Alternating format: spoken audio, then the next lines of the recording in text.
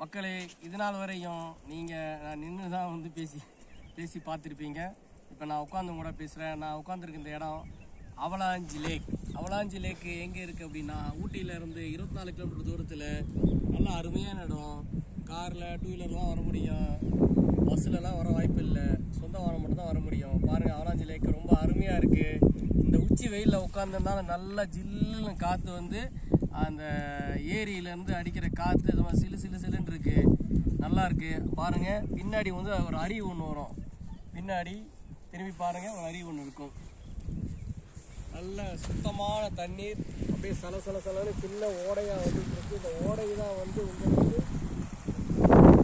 நிறைவி இருக்குது. பாருங்கள், அருமையாக இருக்குது இந்த இடம்.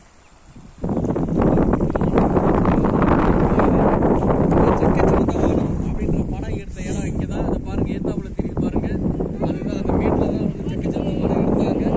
அதுதான் அந்த மேடு, அங்கே தான் கார் வந்து நிற்கும். அங்கே கடைசியாக காட்சி இங்கே தான் வந்து